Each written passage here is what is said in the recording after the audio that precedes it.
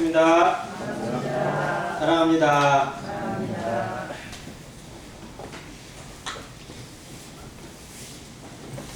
봄 같지 않은 추위가 오다가 오늘부터 조금 추워지는데 벌써 3월 하순에도 접어들어가는 시점. 날짜만 정해지면 금세 흘러가는 것이 세월의 역동인 것 같습니다. 오늘 시간에는 신약 인물 한번 상고하면서 공부하는 시간인데요. 신약 인물 중에 오늘은 아나니아라는 인물을 살펴보기로 합니다. 많이 익숙하게 다루는 인물은 아닌데 아나니아를 이렇게 상고하고 공부하고 찾다 보니까 이게 어떤 흐름을 좀 가지고 있더라고요. 아나니아, 신약의 아나니아는 사도행전에만 나옵니다. 다른 서신서나 다른 말씀에는 아나니아라는 사람이 전혀 등장을 하지 않아요. 사도행전에만 나오는데 3명이 나옵니다. 3명의 아나니아를 통해서 하나님 앞에 서 있는 세 종류의 인생, 세 부류의 인생에 대해서 살펴보고 그 가운데 우리가 따르고 배워야 될 영적인 사람 아나니아에 대해서 묵상해 보기로 합니다. 신약 3명의 아나니아는 첫째 5장에 나와 있는 땅값을 팔았다가 일부를 감추고 교회 앞에 헌신했던 성령을 속임으로 말미암아 죽임을 당한 아나니아가 있습니다. 그리고 사도행전 9장에 다메섹 부상으로 가다가 그리스도를 만났던 사울이 이제 눈이 전혀 보이지 않는 상태에서 머물러 있을 때 그를 찾아가서 안수하고 기도해준 아나니아가 있습니다. 그리고 또 한 명 마지막 아나니아는 사도 바울이 재판을 받을 때 고소인의 책임자로 등장한 대제사장 아나니아가 있습니다. 이 3명의 아나니아, 하나님 앞에 서 있는, 하나님 앞에 살아가야 될 인생의 모습 중에 이 3가지의 모습이 여기에 나와요. 첫 번째 아나니아는 대제사장 아나니아. 그는 하나님 앞에 대제사장이라는 직분을 받은 사람인데 실상 하나님을 온전히 믿거나 섬기거나 하지 않고 자기의 이익, 즉 자기가 가지고 있는 기득권을 지키기 위해서만 살아갔던 사람이고 그것에 방해가 될까 봐서 사도 바울을 집요하게 고소하고 괴롭힌 사람, 즉 육에 속한 사람, 구원받지 못하고 하나님을 알 수 있는 기회가 분명히 많았는데 하나님의 말씀도 알고 율법도 아는 사람이 하나님을 믿고 그리스도를 영접할 수 있는 기회를 걷어차고 오직 배덕하는 자로 머물렀던, 즉 하나님 앞에 반항하는 길로 살아가는 사람, 육에 속한 사람이라고 로마서에서 말합니다. 이 육에 속한 사람이 있고요. 그리고 땅값을 팔았다가 정말 성령을 속이고 죽은 아나니아는 분명 그가 교회의 성도였고 또 교회의 한 일원이었기 때문에 구원받은 것은 맞다고 생각이 되어집니다. 그런데 구원받은 그 은혜를 은혜로 갚지 않고 오히려 자기의 욕심이나 정욕으로 말미암아 더 미끄러진 사람, 즉 육신에 속한 사람이라고 로마서에서는 얘기합니다. 구원받은 성도를 둘로 구분하자면 육신에 속한 사람, 영에 속한 사람으로 나옵니다. 마지막 아나니아는 바로 영에 속한 사람 아나니아를 우리가 볼 수 있습니다. 우리는 어쨌든 모든 인생은 어떻게 셋 중에 하나예요. 물론 유대인의 구분에서는 유대인이냐 이방인이냐 이렇게 구분을 하지만 우리나라도 우리나라 사람이냐 다른 나라 사람이냐 구분하지만 하나님 앞에 서 있는 인생을 좀 나누자면 믿는 사람 믿지 않는 사람 구분할 수 있고요. 셋으로 나누면 아예 안 믿고 거절하는 사람, 믿었는데 정말 육신대로만 계속 살아가고 있고 머물러 있는 그런 아쉬운 인생, 그리고 영에 속해서 하나님의 영광을 위해 살아가는 사람으로 구분할 수 있겠습니다. 이 3명의 아나니아가 그 모습을 그대로 보여주고 있습니다. 먼저 육신에 속한 아나니아, 대제사장 아나니아를 보겠습니다. 그는 사도행전 후반부에 나오는데 먼저 예루살렘에서 사도 바울이 가면 잡힌다. 가지 마라. 가면 죽을 수도 있다. 왜 고생길을 뻔히 알면서 가느냐라고 성도들이 말리고 또 선지자도 나서서 말리고 아무튼 모든 사람들이 다 말리는데도 불구하고 자기는 그리스도의 복음을 위하고 그 사명을 위해서라면 생명도 아끼지 않는다고 하고 갔습니다. 예루살렘에 갔다가 정말 그 예언 그대로 체포돼요. 그리고 실상 죽을 뻔했습니다. 그가 그 체포되어가지고 처음에 변론을 할 때 옆에서 이제 지켜보고 있던 이 대제사장 아나니아가 바울이 뭐라고 얘기를 하니까 바로 나서가지고 뭐라고 하냐면 저 입을 쳐라 라고 그렇게 했던 사람이 이 아나니아예요.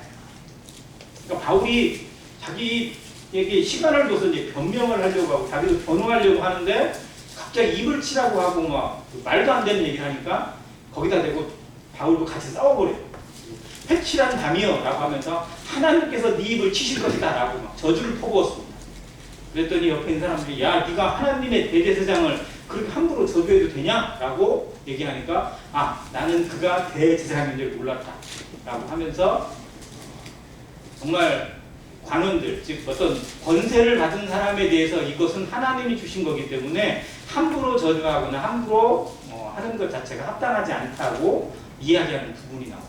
로마서 13장에서 모든 권세는 하나님으로부터 났다고 하는 말씀하고 거의 일맥이 같은데 성도들도 이 부분에서 조심해야 될 부분이라고 생각이 들어져요.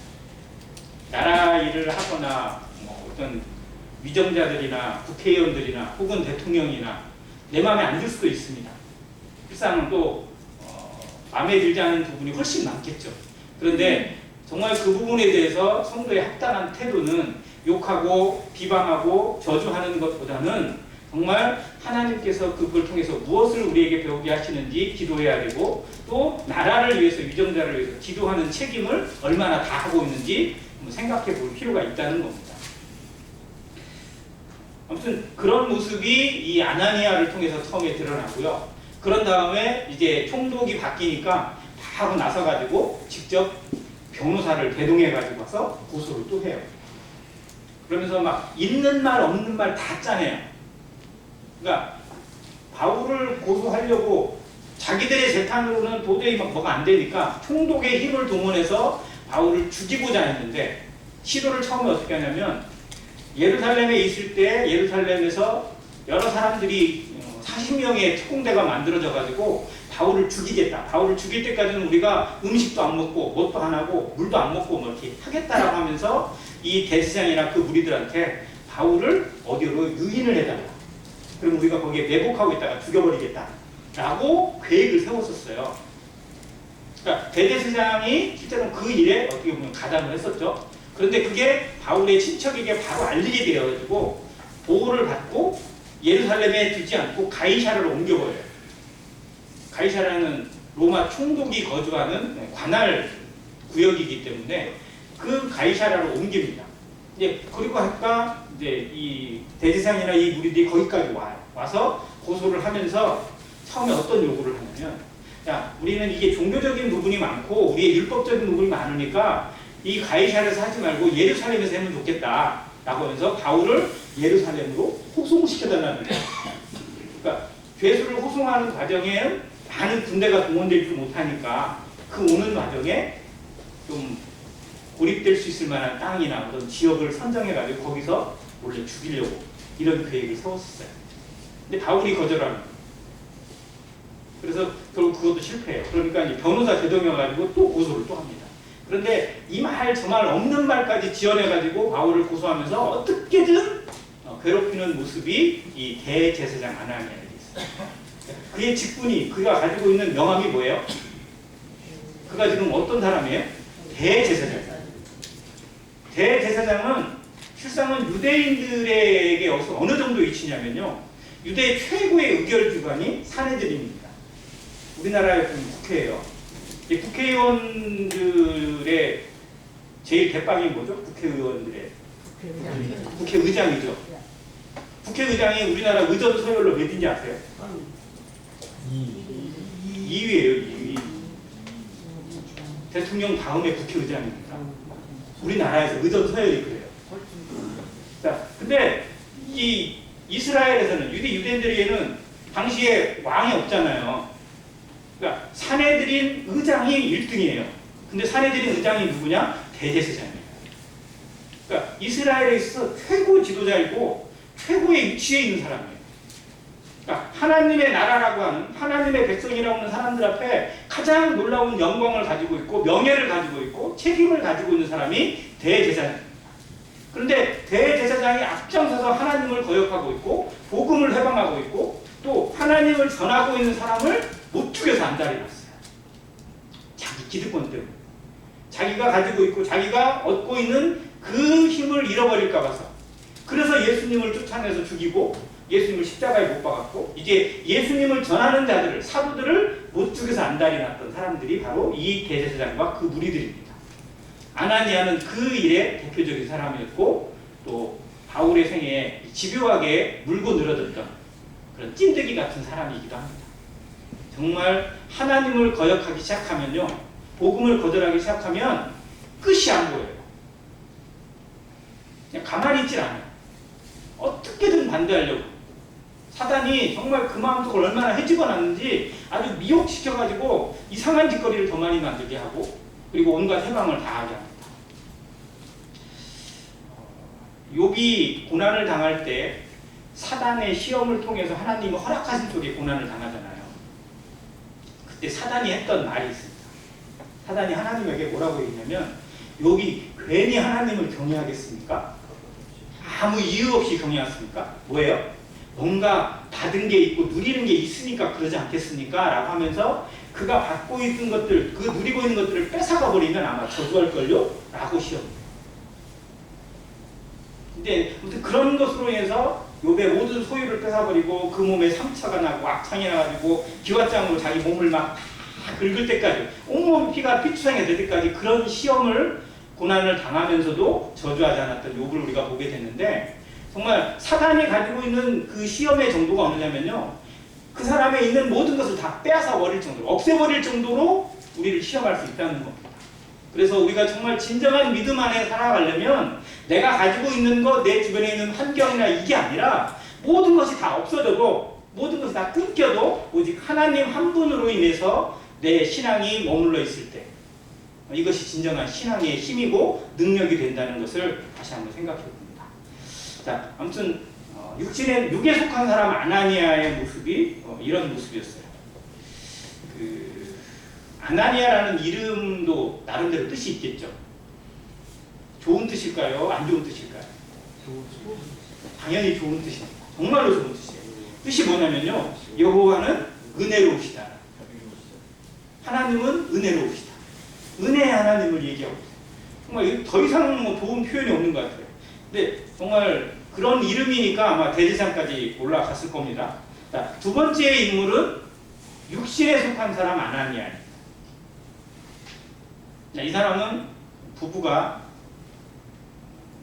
합작으로 교회를 속이고 성령을 속이고 사도들을 속이고자 했던 그 부부가 나옵니다. 자, 그런데 그때 당시의 상황을 자세히 보셔야 돼요. 자, 사도행전 5장의 1절부터 해가지고 이 아나니아와 삽비라 부부 얘기가 나오는데요. 사도행전 4장까지 무슨 일이 있었을까요? 즉 처음 교회가 생겨난 것이 사도행전 2장입니다. 오순절날 그 성령의 강림과 함께 교회가 창생이 되어지고 예루살렘 교회가 그 사도들의 가르침을 통해서 엄청나게 흥왕하게 되고 주께서 매일같이 이게 구원받는 자들을 더하게 하시고 3장에 가보면 이 성전에 미문에 앉아있던 안진뱅이를 붙이는 사건으로 인해 가지고 몇 명이 구원받느냐면 5,000명이 구원을 받아요. 첫날은 3,000명, 어느 날은 5,000명. 그러니까 이게 구원의 역사가 정말 막 대폭발이 일어납니다. 그런 역사가 일어나는데 교회는 정말 어떻게 보면 감당이 안 되는 그런 수준이어야 되는데도 불구하고 교회는 더욱 사랑이 넘쳐요. 자, 사람이 갑자기 막 많아져요. 많아지면 세상은 막 문제가 계속 생기게 돼 있어요. 사람이 없어도 문제 있지만 사람이 많으면 많을수록 문제가 생길 수밖에 없습니다. 자, 그런데 그 문제가 점점 심각해지고 어려워지면 교회는 점점 힘을 잃을 수밖에 없어요. 그런데 초대교회에 나타나는 역사 중에 가장 놀라운 건 뭐냐면 문제가 생길 수밖에 없고 핍박이 생길 수밖에 없고 어려움이 생길 수밖에 없는데도 불구하고 교회는 점점 더 흥왕되어지고 복음은 점점 힘을 더해가요. 자, 그래서 사단이 해방을 어떻게 하느냐? 처음에는 외부적으로 해방을 했습니다. 외부에서. 이게 뭐냐면 관원들이나 대제사장들이나 이런 사람들의 물리력을 동원해가지고 사도들을 막 때리고 옥에 가두고 막 못 전하게 하고 협박을 하고 뭐 이런 것들을 했었어요. 근데 안 통해요. 자, 그러니까 두 번째 전략으로 뭐를 했냐면 내부적으로 문제를 일으켰어요. 사단의 모든 시험은 이 두 가지 방향으로 옵니다. 외부적으로 보고 그 다음에 내부적으로 문제를 일으킵니다. 어느 게 더 심각할까요? 내부가 심각하죠. 자, 그 내부적으로 오는 첫 번째가 뭐냐면 5장에 나와 있는 아나니아와 삽비라고. 자, 이들은 분명히 구원받은 성도들이고 그 성령의 역사를 경험하고 교회의 그 흥왕되는 모습들 계속 구도자들 성도들이 막 더해지고 제자들이 더해지고 수많은 사람들이 막 그가는 건데도 수많은 사람들이 자기의 물건을 아끼지 않고 막 다 갖다 내놓고 심지어 바나바 같은 사람은 많은 땅이 있었는데 그 땅을 다 팔아가지고 사도들의 발 앞에 두고 이거를 성도들을 위해서 교회를 위해서 복음을 위해서 써달라고 이렇게 헌신해서 내놓는 모습이 나타났어요. 근데 바나바가 그 일을 했기 때문에 그걸 헌신했기 때문에 칭찬을 받은 게 아니거든요. 잘 보셔야 돼요. 바나바는 그의 이름 자체가 원래 요셉이에요. 근데 바나바라는 별명을 자기 이름처럼 사용하게 된 사람입니다. 왜냐하면 그가 평소에 하는 일들 자체가 항상 구제하고 권해주고 위로해주고 격려하고 하는 일이 그의 몸에 완전히 배어져 있어요. 그 와중에 가난한 사람들, 정말 없는 사람들을 위해서 자기가 있는 것들을 다 팔아서 갖다 내놓은 거죠. 그러니까 그가 칭찬받고 사도적인 권한을 받고 그런 역사를 했던 것은 그 땅을 팔아서 그렇게 했기 때문에 얻은 게 아니라 그의 인격이고 그의 성품이고 그의 중심이 그랬기 때문에 그것으로 인정을 받은 거예요. 그런데 아나니아는 이 바나바를 경쟁자로 생각했는지 어땠는지는 모르겠습니다만 사도들이 막 인정해주고 성도들이 인정해주고 막 따라요. 성도들이 막 좋아해주고 막 인기가 좀 약간 있는 것 같으니까 마음속에 뭐가 생겨요? 시기 질투가 생기겠죠. 나도 있는데 그러면서 나도 한번 해봐? 뭐 이런 것들. 이게 뭐냐면 사단이 그의 약점을 파고 들어갑니다. 자, 성도는 누구라도 다 육신을 가지고 있고 또 우리는 죄성을 가지고 있기 때문에 약점이 있게 마련입니다. 우리의 약점을 주님도 아시고 또 누가 알까요? 사단도 알아요. 왜? 사단이 원래 자기 거였는데 그잖아요. 사단의 입장에서 볼게요.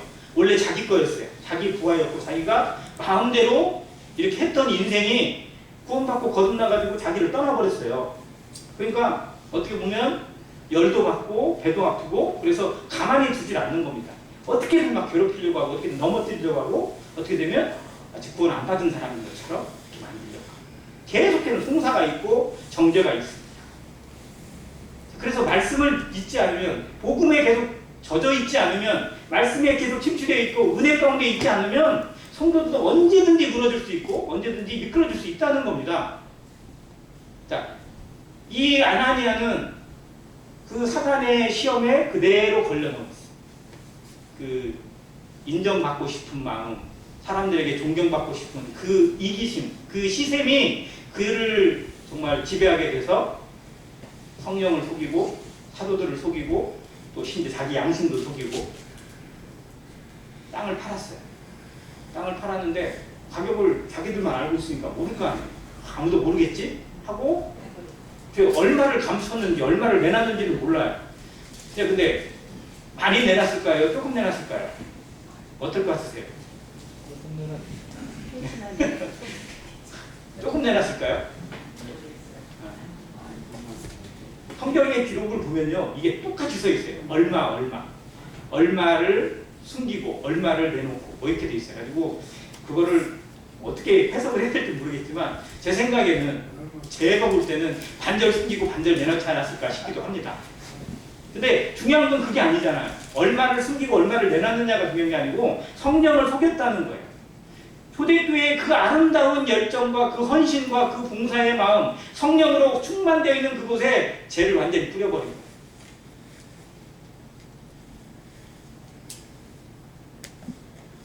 성령께서 하나님께서 그 죄에 대해서 용납하지 않으시고 그의 생명을 취하시면서까지도 하신 이유는 그 교회의 거룩이 훼손되어지고 복음의 그 뜨거움이 해방받는 것을 막으셨던 하나님의 긴급 조치 중에 하나입니다. 그래서 이 시대에 똑같이 적용되지는 않는다고 저는 근별을 합니다.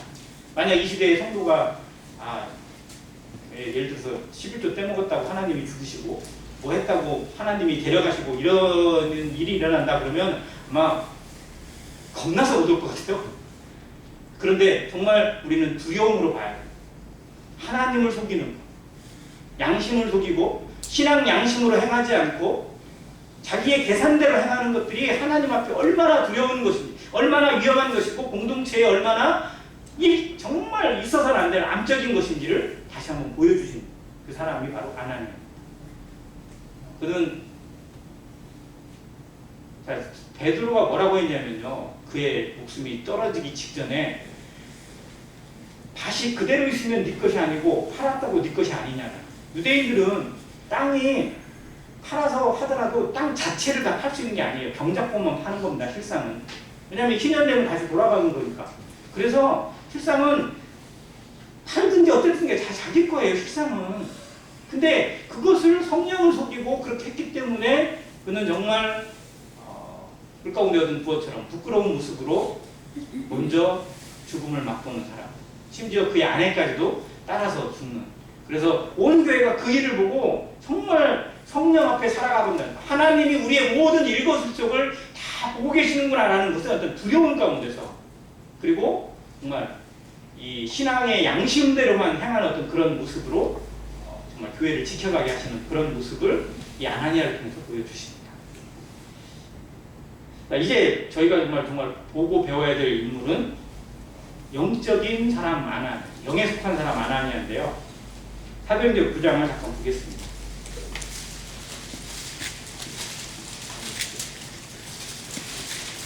사도행전 9장 10절입니다.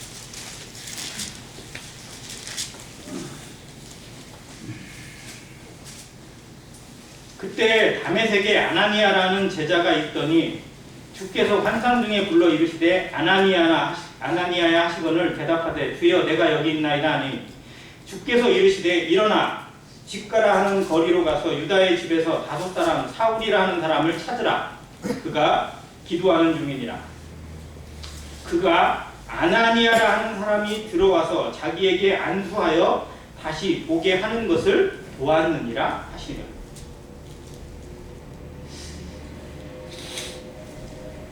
다메섹은 시리아의 수도 다마스커스입니다. 당시에도 교통의 요지여서 상당히 중요한 도시였다고 알려져 있습니다. 자, 예루살렘에서 시작된 교회가 스데반의 죽음으로 말미암아 흩어지면서 여러 지역에 복음이 전해지고 또 여러 지역에 교회가 생겼어요. 그 가운데 대표적인 도시가 바로 이 시리아 지역에 있던 수리아 땅이라고 그때 불렀는데, 그곳에 있는 다메섹에도 교회가 생기고 성도들이 모였습니다. 근데 이 사울이 정말 교회를 전멸하고 없애기 위해서 안간힘을 쓰면서 예루살렘에서만 하는 게 아니고, 중심에서만 그 일을 하는 게 아니고, 어디에 성도들이 모인대더라, 어디에 예수쟁이들이 모인대더라 라고 하면 거기도 동문받아서 가서 체포해 오고 죽이는 일에 앞장을 섰습니다. 그 대표적인 도시가 다메섹이에요. 다메섹에 군대를 이끌고 찾아갑니다. 실제로 예루살렘에서 다메섹은 상당히 먼 거리거든요. 차로 가면 좀 빨리 갈 수 있을지 모르지만 쉽지 않은 거리예요. 근데 거기까지 가요. 자, 그 사울이 군대를 이끌고 온다, 다메섹으로 오고 있다라는 소식을 다메섹에 있는 성도들이 들었습니다. 여러 사람들이. 왜? 사울이라는 사람이 워낙 유명해져가지고. 그래서 성도들이 사울 이름만 들으면 막 치가 떨리고 머리카락이 쭉쭉쭉 서는 정도예요. 자, 그러면 다메섹에 있는 성도들은 어떻게 해야 될까요? 사울이 온다요. 군대를 이끌고 와요. 다메섹에 와요. 그럼 어떻게 해야 돼요? 뭐 해야 돼요? 흩어져야 돼요. 자, 뭐 해야 돼요? 흩어져야 돼요. 흩어져야죠. 그런데 흩어지는 것이 정말 주님의 뜻일까? 고민되잖아요. 뭐가 있다고 흩어지고, 뭐가 있다고 안 모이고, 뭐가 있다고 피하고 하는 거는 그 하나님 앞에 합당한 건 아니잖아요. 교회는 일단 모였을 때, 함께 했을 때 진짜 교회니까. 자, 그러니까 그 성도들도 아마 고민이 됐을 겁니다. 그리고 제 생각에는 이 특별히 이 아나니아는 그 안에서도 정말 경건하고 또 정말 인격적으로 좀 훌륭한 사람이었는데 그는 도망갈 수도 있었을 겁니다. 그러나 도망가지 않았어요. 제 생각엔 그는 아마 기도했을 거라고 생각이 들었어요. 주여, 이 환난을, 이 시험을 우리에게 허락하시는 이유는 무엇입니까? 우리는 어떻게 해야 됩니까? 주께서 보호해 주시고 우리를 합당한 길로 인도해 주시기를 구하는 기도를 정말 전심전력으로 기도를 드렸을 겁니다. 자, 그러면 이 주께서 아나니아에게 나타나는 그 순간에 주님이 아나니아를 부르시면서 자, 저쪽 집가라는 거리로 가가지고 사울을 찾아가라. 그가 기도하고 있는 중이다 라고 얘기를 했어요. 그러면 그 음성을 들을 그때의 아나니아는 뭐하고 있었을까요? 그때 제 생각에 아나니아도 기도하고 있었을 거예요. 그러니까 주님의 뜻을 구하고 또 나의 평강을 구하고 은혜를 구하면서 자, 근데 주님이 갑자기 사울이라는 사람을 찾아가라는 거예요. 우리를 잡아보고 죽이러 온 원수인데 사울이 지금 거기에 눈이 멀어져 있어가지고 그냥 어떻게 보면 거의 반 시체처럼 근데 엎드려서 기도하고 있다. 그리고 네가 오기를 기다리고 있다. 빨리 가서 그에게 안수해라. 예 하고 가야 돼요. 이게 쉽게 아멘이 안 되는 상황이에요. 자, 마치 요나에게 하나님의 말씀이 임해서 뭐라고 그랬어요? 요나에게 너는 어디로 가라? 니느웨로 가라는 거예요. 그래서 니느웨에 가서 거기서 3일 후면 니느웨가 무너진다 라는 예언을 하라는 거예요. 니느웨는 우리들의 원수 나라예요. 아수르거든요. 이스라엘에게 있어서. 그러니까 요나는 원수가 당하게 되고 죽게 되고 망하게 되면 당연히 좋은 건데 내가 왜 거기 가서 내가 거기를 뭐하러 가?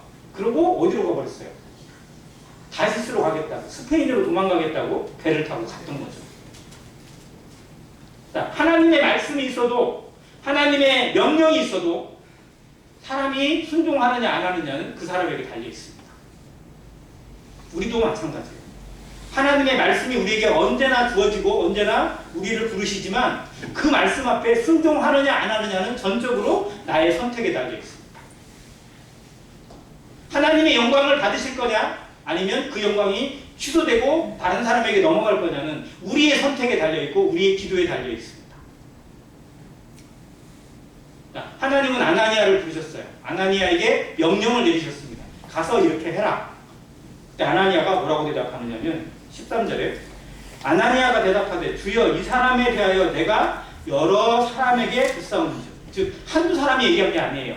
많은 성도들이 이미 다 얘기를 했어요. 그게 뭐예요? 확실한 증거가 있다는 거예요. 이 사람이 어떤 사람인지. 그가 예루살렘에서 주의 성도에게 적지 않은 해를 끼쳤다 하더니 여기서도 주의 이름을 부르는 모든 사람을 결박할 권한을 대제사장에서 받았나이다 하거늘. 그러니까 여기에 온 이유가 우리 잡아 죽이려고 왔는데 과연 이 사람에게 가야 됩니까? 라고 하는 얘기예요. 그러니까 당연히 우리 마음에 아멘이 되지 않을 때 우리는 하나님 앞에 한번 질문을 드릴 수 있습니다. 하나님, 정말 이게 맞는 건가요? 이렇게 되는 것이 정말 하나님의 뜻인가요? 이렇게 순종하는 것을 정말 하나님이 원하시는 겁니까? 라고 물을 수 있습니다. 근데 묻는 자세와 태도가 어떤 거여야 되냐면 주님의 말씀에 순종하고자 하는 태도인지 아니면 거절하기 위해서 변명하기 위해서 핑계대기 위해서 하는 것인지를 살펴야 돼요. 아나니아는 처음에 이해가 되지 않기 때문에 그 명령에 그대로 순종할 수 없기 때문에 먼저 묻습니다. 하나님, 이런 사람, 이 사람은 분명 아니라고 알고 있는데 이 사람에게 가라는 것이 정말 맞습니까? 라고 물었을 때 주님이 가로 얘기했어요. 가라. 이 사람은 내 이름과 내 이름을 이방인과 임금들과 이스라엘 자손들에게 전하기 위해서 택한 나의 뭐라고요? 그릇이래요.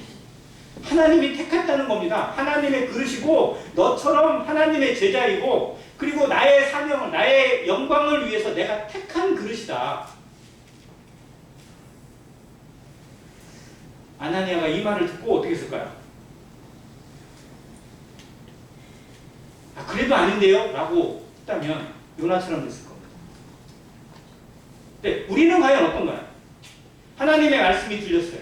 다시 기도해보고 다시 물어봐도 하나님의 뜻이 맞아요. 그러면 어떻게 해요? 내 생각이 어떠하든지 내 마음이 어떠하든지 간에 그대로 순종하고 있다면 우리는 영에 속한 사람의 삶을 살아가는 것입니다. 하지만 그럼에도 불구하고 내 생각이 꺾이지 않고 내 고집이 꺾어지지 않는다면 우리는 육신에 속한 사람으로 머물 수밖에 없어요. 17절입니다. 같이 읽습니다. 시작. 아나니아가 떠나 그 집에 들어가서 그에게 안수하여 이르되 형제 사울아 주 곧 내가 오는 길에서 나타나셨던 예수께서 나를 보내어 너로 다시 보게 하시고 성령으로 충만하게 하신다 하니. 자, 이 구절에서 제일 마음에 와닿는 단어 한번 찾아보세요. 성령? 저는 형제 사울. 지금 사울이 뭐하고 있어요? 사울이 지금 뭐하고 있는 상태입니까? 기도하고 있습니다. 자, 사울의 마음이 어떠했을까 한번 생각해 보세요. 사울은 성도들을 잡아다가 예수쟁이들을 잡아다가 죽이고 감옥에 가두고 괴롭히는 것이 하나님을 위한 최고의 일이라고 생각하고 살아왔어요. 그게 내 인생의 사명이라고 생각하고 살아왔어요. 그게 옳은 거라고 생각했어요. 그런데 갑자기 다메섹장에서 예수님이 나타나셨어요. 주여 누구시니까? 나는 네가 핍박하는 예수다. 그 말을 듣고 그는 앞을 볼 수가 없었습니다. 3일 동안 정말 죽은 자처럼 지냈어요. 그리고 제 인생에 정말 최고의 혼란이 찾아왔습니다. 내가 지금까지 뭐하고 살아왔나? 내가 지금까지 열심히 살아오고 쉬지 않고 일하고 정말 무엇인가 그냥 막 밤도 설치면서 모든 것을 다 내걸고 했던 이 일이 정말 하나님을 대적하는 것이고 그리스도를 대적하는 것이었고 하나님을 거역하는 일이었다면 얼마나 참담해요. 얼마나 비참해요. 내 인생이 이렇게 헛된 것이었나? 정말 내가 뭘 해야 되나? 어떻게 살아야 되나? 여러 생각이 들었을 겁니다. 그러면서 기도하고 있었어요. 근데 그 기도가 분명한 확신의 기도가 아니라 정말 번민의 기도였을 겁니다. 우리가 기도할 때 정말 놀라운 영광을 받고 답을 보고 기도하는 게 아니라 때로는 정말 답을 찾지 못해서 무엇이 옳은 것인지 정말 막 간절히 부르짖는데 뭐게 걸리지 않고 뭔가 확실하게 손에 잡히지 않고 기도할 때가 더 많아요. 이거 해야 되는 겁니까? 말아야 되는 겁니까? 어떻게 해야 되는 것입니까? 라고 막 울부짖고 이럴 때가 있어요. 사울이 그렇게 기도하고 있었습니다. 정말 내가 어떻게 살아야 됩니까? 어떻게 하고 있습니까? 근데 그때 갑자기 누군가 찾아옵니다. 머리에 손을 얹어요. 안수를 합니다. 자기 눈은 안 보여요. 지금 아무것도 못 먹어가지고 힘도 없습니다. 거의 죽은 사처럼 시체처럼 다름없는 그에게 손을 얹어요. 근데 그 손의 느낌이 아마 너무 따뜻했을 겁니다. 그리고 음성이 들려요. 뭐라고요? 형제의 사울아. 그의 마음은 어땠을까? 자기를 향해서 형제라고 불러주는 이 아나니아의 음성을 들을 때 바울의 마음, 이 사울의 마음이 정말 모든 것이 다 녹아내렸을 거라고 생각합니다. 성도들에게 주신, 우리 믿는 자에게 주신 최고의 이름 뭐예요? 형제의 사랑. 이보다 더 능력 있고 더 놀라운 이름 없어. 정말로 형제 사울아라는 그 음성을 들을 때 자기를 부르셨던 주님의 음성을 듣는 것 같고 주님의 얼굴을 뵈는 것 같고 그리고 그가 하는 말, 그 말이 자기 마음속에 그냥 쭉 녹아내렸을 겁니다. 그리고 그리스도께서 너를 보게 하신다 라고 했을 때 어떻게 돼요? 18절 즉시 사울의 눈에서 비늘 같은 것이 벗어져 다시 보게 됩니다. 정말 죽은 것 같은 시체와 같이 다름없던 그 모습 가운데서 그냥 괴로워하고 내 인생에 대해서 답을 찾지 못하고 어떻게 가야 될 것인지 무엇을 해야 될 것인지 알지 못했던 그 사울이 정말 눈이 싹 벗겨지면서 보게 돼요. 누구를 봤을까요? 누구를 봤어요? 아나니아를 봤습니다. 자기 앞에 안 가고 아나니아. 근데 그 아나니아의 얼굴이 정말 저는 주님처럼 보였을 것 같아요. 사울이 구원받고 거듭나고 회심한 이후에 처음으로 만난 사람이 아나니아.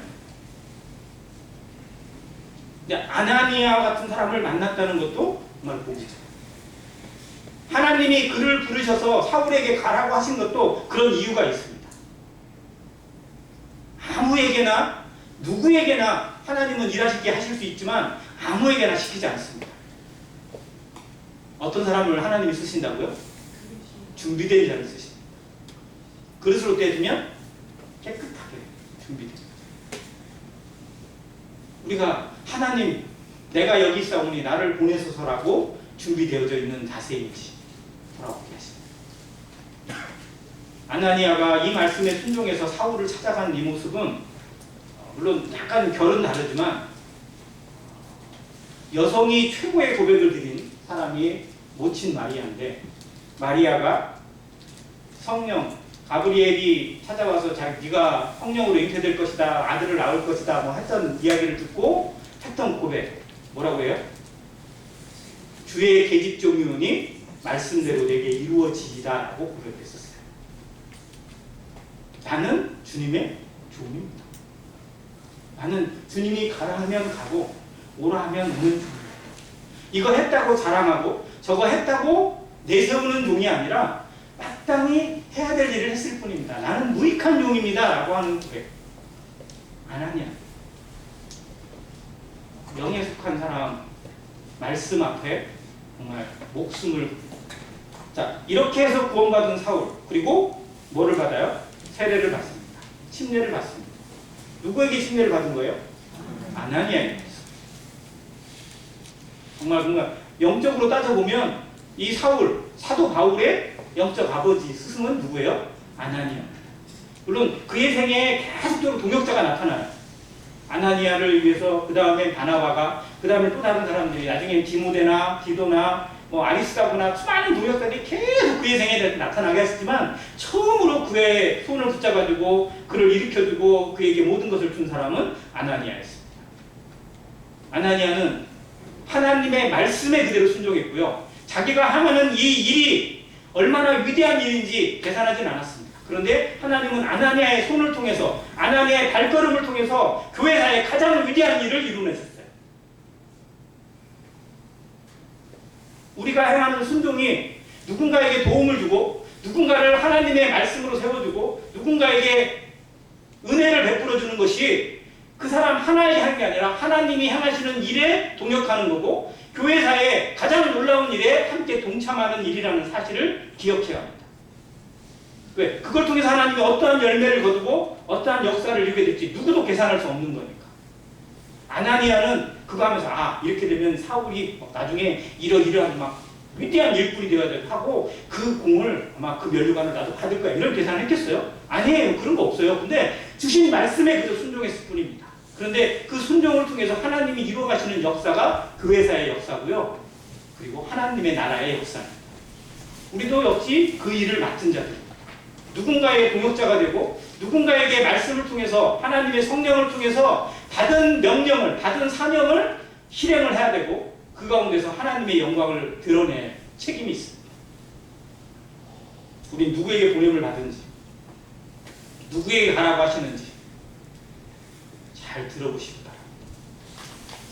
나는 어디로 향하고 있는지, 내가 오늘 만나는 그 사람에게 나는 어떠한 위로를 베풀고 어떠한 하나님의 살아계심을 보여줄 것인지, 그저 하루하루 지나가는 하루로 머물지 않고 그 한순간이, 그 하루하루가 하나님의 역사로 채워질 수 있도록 간절히 기도하시고 또 나를 통해서, 내 한마디를 통해서, 내 한 걸음을 통해서, 내가 드리는 하나의 제물을 통해서, 그리고 내 인생을 통해서 하나님께서 이루어 가시는 그것을 우리의 눈으로 경험하고 볼 수 있는 이 영안이 있기를 간절히 바랍니다. 영에 속한 사람은 순간순간을 놓치지 않습니다.